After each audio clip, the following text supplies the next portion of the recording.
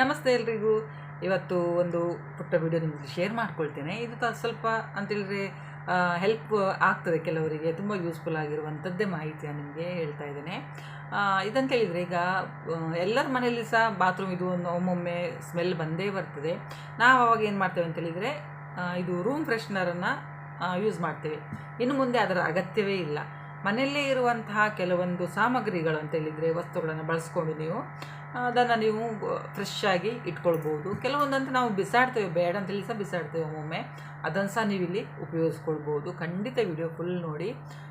ಮತ್ತು ನೀವು ಮನೆಯಲ್ಲಿ ಇದನ್ನೆಲ್ಲ ಮಾಡ್ಕೊಳ್ಬೋದು. ಈಗ ಹೊರಗಡೆಯಿಂದ ಕೆಮಿಕಲ್ ಮಿಕ್ಸ್ ಇರುವಂತಹ ಒಂದು ನಾವು ಪ್ರಾಡಕ್ಟ್ ಎಲ್ಲ ತರ್ತೇವೆ, ಅದರ ಬದಲಿಗೆ ಇದನ್ನೆಲ್ಲ ನಾವು ಯೂಸ್ ಮಾಡ್ಬೋದು. ಹೋಮ್ ಮೇಡ್ ನ್ಯಾಚುರಲ್ ಆಗಿ ಮಾಡ್ಕೊಳ್ಬೋದು. ಖಂಡಿತ ವಿಡಿಯೋ ಫುಲ್ ನೋಡಿ ಮತ್ತು ಆದಷ್ಟು ಶೇರ್ ಮಾಡಿ. ಎಷ್ಟು ಚೀಪಾಗಿ ಅಂದರೆ ಎಷ್ಟು ಚೀಪ್ ಆ್ಯಂಡ್ ಬೆಸ್ಟ್ ಅಂತ ಹೇಳ್ತೇವಲ್ವ, ಅದೇ ಥರ ಇದು. ಅಂದರೆ ಅಡುಗೆ ಸೋಡಾ, ಪುದೀನ ಎಲೆ, ನಿಂಬೆಹಣ್ಣು ಅಂಥದ್ದೆಲ್ಲ ಯೂಸ್ ಮಾಡಿಕೊಂಡು ಯಾವ ಥರ ನಾವು ಕ್ಲೀನಾಗಿ ಇಟ್ಕೊಳ್ಬೋದು ಅಂತೇಳಿ. ಇದೊಂದು ಉಂಟಲ್ಲ, ಈ ವಾಸನೆ ಕೆಲವೊಬ್ಬರಿಗಂತೂ ಆಗೋದಿಲ್ಲ. ಅಂದರೆ ಆ ಸ್ಮೆಲ್ ಬಂದ ತಕ್ಷಣ ನಮ್ಮ ಎದೆ ಬಡಿತ ಜಾಸ್ತಿ ಆಗ್ತದೆ. ಆಮೇಲೆ ಇದು ಬ್ರೀತಿಂಗ್ ಪ್ರಾಬ್ಲಮ್ ಸಹ ಸ್ಟಾರ್ಟ್ ಆಗ್ತದೆ. ಮತ್ತು ಕೆಲವೊಂದು ನಮಗೆ ಇದು ಬಾಡಿ ಒಂಥರ ಏನೋ ಆಗ್ತದೆ ಅದು ಸ್ಮೆಲ್ಲೆಲ್ಲ ಬರುವಾಗ. ಅಷ್ಟು ಕೆಟ್ಟದಾಗಿರ್ತದಲ್ವ ಅದು ಸ್ಮೆಲ್ಲೆಲ್ಲ. ನೀವು ಈ ಕಾಫಿ ಪುಡಿ, ಕಿತ್ತಳೆ ಹಣ್ಣಿನ ಸಿಪ್ಪೆ ಅಂಥದ್ದೆಲ್ಲ ಬಿಸಾಡೋ ಬದಲಿಗೆ ನೋಡಿ, ನಾನು ಹೇಳ್ತೇನೆ, ಅಂಥದ್ದೆಲ್ಲ ನೀವು ನ್ಯಾಚುರಲ್ ಆಗಿ ಮನೆಯಲ್ಲಿ ಮಾಡ್ಕೊಳ್ಬೋದು. ಫಸ್ಟಿಗೆ ಬಂದು ನೋಡಿ, ನಾವೀಗ ಕಿತ್ತಳೆ ಹಣ್ಣು ತಿಂತೇವೆ. ಕಿತ್ತಳೆ ಹಣ್ಣು ತಿಂದ ನಂತರ ನಾವು ಆ ಸಿಪ್ಪೆನ ಬಿಸಾಡ್ತೇವೆ. ಕೆಲವೊಬ್ಬರಿಗೆ ಅದರ ಯೂಸ್ ಗೊತ್ತಿದೆ, ಏನೆಲ್ಲ ಮಾಡ್ಬೋದು ಅಂತೇಳಿ. ನಮಗೆ ಫೇಸಿಗೆ ಇದೆಲ್ಲ ಮಾಡ್ಬೋದು, ಅದು ಒಣಗಿಸಿ ಪುಡಿ ಮಾಡಿ ಎಲ್ಲ ತುಂಬ ಒಂದು ಬೆಸ್ಟ್ ಅದು ಮನೆಮದ್ದಂತ ನಾನು ಹೇಳ್ತೇನೆ ನಮ್ಮ ಸ್ಕಿನ್ನಿಗೆಲ್ಲ. ಈಗ ಇದನ್ನು ನಾನು ಹೇಗೆ ಯೂಸ್ ಮಾಡೋದು ಅಂತೇಳಿ, ಈಗೀಗ ಇದು ಸಿಪ್ಪೆ ತಗೊಳ್ತೀರಲ್ಲ ನೀವು, ಸಿಪ್ಪೆ ಬಿಸಾಡು ಸಿಪ್ಪೆ ಆ ಬಟ್ಲು ಥರ ಇರ್ತದಲ್ಲ, ಅದ್ರ ಒಳಗಡೆ ನೀವು ಕರ್ಪೂರ ಹಾಕಿ ಒಂದು ಸ್ವಲ್ಪ ಉಪ್ಪು ಸಹ ಬೇಕಾದರೆ ಹಾಕಿ ಅದರಲ್ಲಿ ಅದನ್ನು ನೀವು ನಮ್ಮ ವಾಶ್ರೂಮ್ ಇದು ಅಂದರೆ ಕಿಟಕಿ ಹತ್ರ, ಆ ಬೇಸಿನ್ ಹತ್ರ ಸ್ವಲ್ಪ ಮೇಲೆ ಏನಾದರೂ ಜಾಗ ಇದ್ದರೆ ಅಲ್ಲೆಲ್ಲ ಇಟ್ಕೊಳ್ಬೋದು. ಏನಾದರೂ ಹುಳ ಬರುವಂಥ ಒಂದು ಇದಿರ್ತದೆ ನೋಡಿ, ಅಲ್ಲಿ ಇಟ್ಟರೆ ಬೆಟರ್, ತುಂಬ ಒಳ್ಳೆಯದು. ಇದು ಕೀಟಗಳ ಅಂದರೆ ಹುಳಗಳನ್ನು ದೂರ ಇಡೋದಲ್ಲದೆ ಕೆಟ್ಟ ಏನಾದರೂ ಸ್ಮೆಲ್ ಇದ್ದರೆ ಸಹ ಹೊರಟು ಹೋಗ್ತದೆ. ಕರ್ಪೂರ ಮತ್ತು ಈ ಕಿತ್ತಳೆ ಹಣ್ಣಿನ ಸಿಪ್ಪೆದು ಘಮ ಉಂಟಲ್ಲ, ಅದು ಒಂಥರ ಒಳ್ಳೇದಿರ್ತದೆ ಘಮ. ಮತ್ತು ನ್ಯಾಚುರಲ್ ಅಲ್ವಾ, ಏನು ಸೈಡ್ ಎಫೆಕ್ಟ್ ಇಲ್ಲ ಇದರಲ್ಲಿ. ಕಿತ್ತಳೆ ಹಣ್ಣು ಒಳಗಡೆ ಕರ್ಪೂರ ಹಾಕಿ 1-2-3, ಅದ್ರ ಜೊತೆ ಸ್ವಲ್ಪ ಉಪ್ಪು ಬೇಕಾದರೆ ನೀವು ಹಾಕ್ಕೊಳ್ಳಿ, ಅಥವಾ 1-2 ಲವಂಗ ಸಹ ನೀವು ಹಾಕ್ಕೊಳ್ಬೋದು ಅದರಲ್ಲಿ. ಅದನ್ನು ನೀವು ಬಾತ್ರೂಮಲ್ಲಿ ಇಡಿ. ಇದು ಫಸ್ಟ್. ಇದು ತುಂಬ ಸಿಂಪಲ್, ನೋಡಿದ್ರಲ್ವ. ಈ ಕಿತ್ತಳೆ ಹಣ್ಣು ಸಿಪ್ಪೆ ನಾವು ಬಿಸಾಡೋ ಬದಲಿಗೆ ಇದನ್ನೆಲ್ಲ ಮಾಡ್ಕೊಳ್ಬೋದು. ನೆಕ್ಸ್ಟ್ ಬಂದು ಟೀ ಬ್ಯಾಗ್. ಈಗ ನಾವು ಇದು ಶಾಪಲ್ಲೆಲ್ಲ ಸಿಗ್ತದಲ್ಲ ಟೀ ಬ್ಯಾಗ್ ಎಲ್ಲ, ನಾವು ಅದನ್ನು ಟೀ ಮಾಡಿ ಕುಡಿತೇವೆ. ಆ ಟೀ ಬ್ಯಾಗನ್ನು ನೀವು ಎಂತ ಮಾಡಿ ಅಂತೇಳಿದರೆ, ಈಗ ಲವಂಗದ ಎಣ್ಣೆ ಅಥವಾ ಪುದೀನ ಆಯಿಲು ಅಂಥದ್ದೆಲ್ಲ, ಬೇವಿನ ಎಣ್ಣೆ ಅಂಥದ್ದೆಲ್ಲ ಸಿಗ್ತದಲ್ಲ, ಆ ಎಣ್ಣೆಯಲ್ಲಿ ಆ ಟೀ ಬ್ಯಾಗನ್ನು ಅದ್ದಿ, ಸ್ವಲ್ಪ ಎಣ್ಣೆ ತೊಗೊಂಡು ಟೀ ಬ್ಯಾಗನ್ನು ಅದ್ದಿ ಅದನ್ನು ನೀವು ಈ ಬಾತ್ರೂಮಲ್ಲಿ ಒಂದು ಸಣ್ಣದೊಂದು ಇದರಲ್ಲಿ ಪ್ಲೇಟ್ ಆಗಲಿ ಅಥವಾ ಬೌಲ್ ಸಣ್ಣದೊಂದು, ಅಥವಾ ನಿಮಗೆ ಬೇಡ ಒಂದು ಪ್ಲ್ಯಾಸ್ಟಿಕ್ ಇದು ಬಿಸಾಡುವಂಥ ಒಂದು ಡಬ್ಬಿ, ಇದು ಸಣ್ಣ ಡಬ್ಬಿ ಇದ್ದರೆ ಅದರಲ್ಲಿ ನೀವು ಇಟ್ಟು ಬಾತ್ರೂಮಲ್ಲಿ ಇಡ್ಬೋದು. ಅದು ಇದುಂಟಲ್ಲ, ಆ ಟೀ ಬ್ಯಾಗು ಎಣ್ಣೆನ ಹಿಡ್ಕೊಂಡಿರ್ತದೆ ನೋಡಿ, ಆ ಎಣ್ಣೆದು ಘಮ ಒಂಥರ ಇದಿರ್ತದಲ್ವ, ಆಗ ಆ ಬಾತ್ರೂಮಲ್ಲಿ ಇರುವಂಥ ಕೆಟ್ಟ ವಾಸನೆ ಸಹ ಹೊರಟೋಗ್ತದೆ ಮತ್ತು ಹುಳಗಳು ಸಹ ಬರುವುದಿಲ್ಲ. ಖಂಡಿತ ಇದನ್ನು ಸಹ ನೀವು ಟ್ರೈ ಮಾಡಿ ನೋಡ್ಬೋದು. ನೆಕ್ಸ್ಟ್ ಬಂದು ನೋಡಿ, ಇದು ಸಹ ಎಲ್ಲರ ಮನೇಲಿ ಈಗ ನಾನು ಹೇಳುವಂಥ ಇದುಂಟಲ್ಲ, ಎಲ್ಲರ ಈ ಟೀ ಬ್ಯಾಗು ಇಲ್ಲದೆ ಇದ್ರೂ ತೊಂದರೆ ಇಲ್ಲ. ಈ ಕಾಫಿ ಪುಡಿ ಅಂತೂ ಎಲ್ಲರ ಮನೇಲಿ ಸಹ ಇರ್ತದಲ್ವ. ಈ ಕಾಫಿ ಪುಡಿಯನ್ನು ಸಹ ನೀವು ಹಾಗೆಯೇ ಒಂದು ಸಣ್ಣ ಪ್ಲಾಸ್ಟಿಕ್ ಡಬ್ಬಿ ತೊಗೊಳ್ಳಿ, ಅಥವಾ ಸ್ಟೀಲ್ ಇದು ಒಂದು ಸಣ್ಣ ಬೌಲ್ ಇದ್ರೂ ಸಹ ಆಗ್ತದೆ. ಅದರಲ್ಲಿ ಕಾಫಿ ಪೌಡರನ್ನು ಹಾಕಿ, ಅದ್ರ ಮೇಲೆ 1-2 ಇದು ದಾಲ್ಚಿನ್ನಿ ಉಂಟಲ್ಲ, 1-2 ದಾಲ್ಚಿನ್ನಿ ಪೀಸನ್ನು ಸಹ ಹಾಕಿ ಅದನ್ನು ನೀವು ಬಾತ್ರೂಮಲ್ಲಿ ಇಡಿ. ಆ ಕಾಫಿ ಪೌಡರ್ ಇದು ಪರಿಮಳ, ದಾಲ್ಚಿನ್ನಿದು ಪರಿಮಳ, ಅಥವಾ ನೀವು ದಾಲ್ಚಿನ್ನಿ ಇಲ್ಲಾಂದರೆ ನಾನು ಮೊನ್ನೆ ದಾಲ್ಚಿನ್ನಿದು ಪೌಡರ್ ಇದು ತೋರಿಸಿದೆ ನೋಡಿ, ಆ ಪೌಡರನ್ನು ಸಹ ನೀವು ಅದರಲ್ಲಿ ಆ್ಯಡ್ ಮಾಡ್ಬೋದು.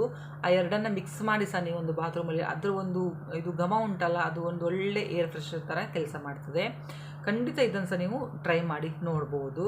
ಇದು ಕಾಫಿ ಪುಡಿದು ಉಂಟಲ್ಲ, ಅದು ತುಂಬ ಟೈಮ್ ತನಕ ಇರ್ತದೆ ಅದರದ್ದು ಘಮ. ನೆಕ್ಸ್ಟ್ ಬಂದು ಪುದೀನ ಎಲೆ ಸಹ ನೀವು ಜಾಸ್ತಿ ತಂದಾಗ ಇದನ್ನು ಸ್ವಲ್ಪ ಬಿಸಿಲಲ್ಲಿ ಹಾಕಿ ಇಟ್ಕೊಳ್ಳಿ. ಬಿಸಿಲಲ್ಲಿ ಹಾಕಿ ಒಣಗಿಸ್ತೀರಲ್ಲ, ಅದು ಸ್ವಲ್ಪ ಪುಡಿ ಆಗ್ತದಲ್ಲ, ಆ ಪುಡಿಯನ್ನು ಸಹ ಹಾಗೆ ನೀವು ಒಂದು ಬಟ್ಲಲ್ಲಿ ಹಾಕಿ ನೀವು ಈಗ ಮಣ್ಣಿನ ಹಣತೆ ಏನಾದರೂ ಹಳೇದಾಗಿದ್ದರೂ ಸಹ ಅದರಲ್ಲಿ ಸಹ ನೀವು ಇಡ್ಬೋದು. ನಾನು ಆವಾಗಲೇ ಹೇಳಿದೆ ಪ್ಲಾಸ್ಟಿಕ್ದು ಡಬ್ಬಿ ಯಾವುದು ನಿಮ್ಮ ಮನೇಲಿ ಅವೈಲೇಬಲ್ ಉಂಟು ಅದನ್ನು ನೀವು ತಗೊಳ್ಳಿ. ಅದರಲ್ಲಿ ಪುದೀನ ಎಲೆಯನ್ನು ಒಣಗಿಸಿ ಪುಡಿ ಮಾಡಿದಿರ್ತದಲ್ಲ ಆ ಎಲೆಯನ್ನು ನೀವು ಫುಲ್ ಹಾಕಿ ಅದರ ಮೇಲೆ ಸ್ವಲ್ಪ ಉಪ್ಪನ್ನು ಸಹ ನೀವು ಹಾಕ್ಬೋದು, ಲವಂಗ ಹಾಕ್ಬೋದು. ಅದನ್ನು ಸಹ ನೀವು ಬಾತ್ರೂಮಲ್ಲಿ ಇಡ್ಬೋದು. ಅದು ಸಹ ಒಂದು ಏರ್ ಫ್ರೆಶರ್ ಥರ ಕೆಲಸ ಮಾಡ್ತದೆ. ಈ ನೀವು ಪುಡಿ ಮಾಡಬೇಕಂತೇನಿಲ್ಲ, ಹಸಿ ಎಲೆ ಇದ್ದರೂ ಸಹ ಅದನ್ನು ಸ್ವಲ್ಪ ಕಟ್ ಮಾಡಿ ನೀವು ಒಂದು ಅದರಲ್ಲಿ ಯಾವುದು ನೀವು ಇಡ್ತೀರಿ ನೋಡಿ ಆ ಪಾತ್ರೆಯಲ್ಲಿ ಹಾಕಿ ಅದರಲ್ಲಿ ಸ್ವಲ್ಪ ನೀವು ಲವಂಗ ಉಪ್ಪು ಅಂಥದ್ದೆಲ್ಲ ಹಾಕಿ ನೀವು ವಾಶ್ರೂಮಲ್ಲಿ ಇಟ್ಕೊಳ್ಬೋದು. ಇದು ಸಹ ಒಳ್ಳೆ ಒಂದು ರೆಮಿಡಿ ಇದು ಬಾತ್ರೂಮ್ ಇದು ವಾಸನೆ ಹೋಗಲಿಕ್ಕೆ ಮತ್ತು ಹುಳಗಳಿಗೆ. ನಿಂಬೆಹಣ್ಣು, ಈಗ ನಿಂಬೆಹಣ್ಣು ಕಾಸ್ಟ್ಲಿ ಬೇಸಿಗೆಗಾಲ ಅಲ್ವಾ, ನೀವು ಒಂದು ವೇಳೆ ನಿಂಬೆಹಣ್ಣು ಸಿಪ್ಪೆ ಇದ್ದರೂ ಸಹ ನೀವು ಸಿಪ್ಪೆಯನ್ನು ಸಹ ಯೂಸ್ ಮಾಡ್ಬೋದು. ಅಂದರೆ ನಾವು ಈಗ ಜ್ಯೂಸ್ ಎಲ್ಲ ಮಾಡಿ ಸಿಪ್ಪೆ ಬಿಸಾಡ್ತೇವಲ್ಲ ಆ ಸಿಪ್ಪೆ ಇದ್ದು ಸಹ ಯೂಸ್ ಮಾಡ್ಬೋದು. ಇದು ನೈಸರ್ಗಿಕವಾದಂಥ ಒಂದು ಇದು ಘಮ ಕೊಡ್ತದೆ ನಮಗೆ, ಒಂಥರ ಸುಗಂಧವಾಗಿರ್ತದಲ್ವ. ಇದನ್ನು ಸಹ ನೀವು ನಿಮಗೆ ಏನಾದರೂ ಕಮ್ಮಿ ರೇಟಲ್ಲೆಲ್ಲ ಸಿಕ್ಕಿದರೆ ಮಾಡ್ಬೋದು. ಇಲ್ಲ ಅಂತೇಳಿದರೂ ಸಹ ಒಂದು ನಿಂಬೆಹಣ್ಣು ಸಾಕಾಗ್ತದೆ. ಇದರಲ್ಲಿ ಒಂದು ನಿಂಬೆಹಣ್ಣನ್ನು ಕಟ್ ಮಾಡಿ ಒಂದು ಬೌಲಲ್ಲಿ ಹಾಕಿ ನೀವು ಇದರಲ್ಲಿ ವಾಶ್ರೂಮಲ್ಲಿ ಇಟ್ಟುಬಿಡಿ. ಅಥವಾ ನಿಂಬೆಹಣ್ಣಿನ ರಸ ಹಿಂಡಿ ನೀವು ಆ ರಸನ ಸಹ ಬಾತ್ರೂಮಲ್ಲಿ ಇಟ್ಕೊಳ್ಬೋದು. ಅದರಲ್ಲಿ ಬೇಕಂತೇಳಿ ನೀವು ಕಂಫರ್ಟ್ ಉಂಟಲ್ಲ, ಕಂಫರ್ಟು ನಾವು ವಾಷಿಂಗ್ ಇದಕ್ಕೆ ಬಟ್ಟೆಗೆ ಹಾಕ್ತೇವೆ ನೋಡಿ, ಆ ಕಂಫರ್ಟನ್ನು ಸ್ವಲ್ಪ ಬೇಕಾದರೆ ಅದರಲ್ಲಿ ಮಿಕ್ಸ್ ಮಾಡಿ ಇನ್ನೂ ಸಹ ನಿಂಬೆಹಣ್ಣಿನ ರಸ ಜೊತೆಯಲ್ಲಿ ಅದು ಮಿಕ್ಸ್ ಆದರೆ ಇನ್ನೂ ಒಳ್ಳೆಯ ಒಂದು ಘಮ ಬರ್ತದೆ. ಅದನ್ನು ನೀವು ಬಾತ್ರೂಮಲ್ಲಿ ಇಡ್ತಾ ಬನ್ನಿ.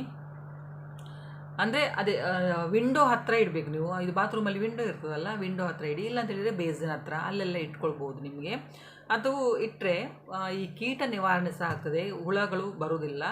ಆಮೇಲೆ ಒಂದು ಫ್ರೆಶ್ ಆದಂಥ ಏರ್ ಬಂದಾಗೆ ಆಗ್ತದೆ, ಒಂಥರ ಗಾಳಿ ಎಲ್ಲ ಬರುವಾಗ. ತುಂಬ ಒಂದು ಒಳ್ಳೆಯ ರೆಮಿಡಿ ಇದು.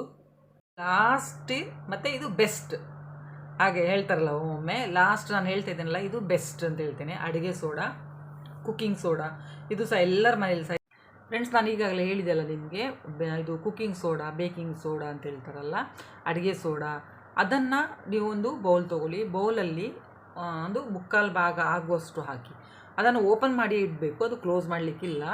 ಅದರಲ್ಲಿ ನೀವು ಸ್ವಲ್ಪ ಕಂಫರ್ಟ್ ಹಾಕಿ, ಇಲ್ಲ ಲವಂಗ ಹಾಕಿ, ಇಲ್ಲ ದಾಲ್ಚಿನ್ನಿ ಹಾಕಿ ಅಂಥದ್ದೆಲ್ಲ ಹಾಕಿ ನೀವು ಅದನ್ನು ನೀವು ಬಾತ್ರೂಮಲ್ಲಿ ಇಡ್ಬೋದು. ಅದು ವಾಸನೆಯನ್ನು ಹೀರ್ಕೊಳ್ತದೆ. ಈಗ ಬಾತ್ರೂಮಲ್ಲಿ ಎಷ್ಟೇ ಕೆಟ್ಟ ಸ್ಮೆಲ್ ಇದ್ದರೂ ಸಹ ಅದು ಹೀರ್ಕೊಳ್ತದೆ ನೋಡಿ. ಇದು ಮನೆಯಲ್ಲೇ ಇರುವಂಥದ್ದಲ್ವ, ಅಡುಗೆ ಸೋಡಾ ಅಂತೂ ಎಲ್ಲರ ಮನೇಲಿ ಸಹ ಇದ್ದೇ ಇರ್ತದೆ. ಖಂಡಿತ ಟ್ರೈ ಮಾಡಿ. ನನಗೆ ನಾನೀಗ ಹೇಳಿರುವಂಥ ಎಲ್ಲ ಸಹ ತುಂಬ ಸಿಂಪಲ್ಲು, ತುಂಬ ಈಸಿಯಾಗಿ ಮಾಡ್ಕೊಳ್ಬೋದು. ಖಂಡಿತ ಟ್ರೈ ಮಾಡಿ ನೋಡಿ. ಇದನ್ನೆಲ್ಲ ಮಾಡಿದರೆ ನಿಮಗೆ ಹೊರಗಡೆಯಿಂದ ಏನು ಸಹ ತರುವ ಅಗತ್ಯನೇ ಇಲ್ಲ. ವಿಡಿಯೋ ಹೇಗೆ ಅನ್ನಿಸ್ತದಲ್ಲಿ ಕಮೆಂಟ್ ಮಾಡಿ ಹೇಳಿ. ತುಂಬ ಒಂದು ಯೂಸ್ಫುಲ್ ಆದಂಥ ವಿಡಿಯೋ ಇದು. ಆದಷ್ಟು ಶೇರ್ ಮಾಡಿ. ಮತ್ತು ಯಾರಾದರೂ ಹೊಸಬರು ನನ್ನ ಚಾನಲ್ ನೋಡಿದರೆ ಪ್ಲೀಸ್ ಸಬ್ಸ್ಕ್ರೈಬ್ ಮಾಡಿ, ಕಮೆಂಟ್ ಮಾಡಿ, ಲೈಕ್ ಮಾಡಿ. ವಿಡಿಯೋ ನೋಡಿದ್ದಕ್ಕೆ ಥ್ಯಾಂಕ್ ಯು.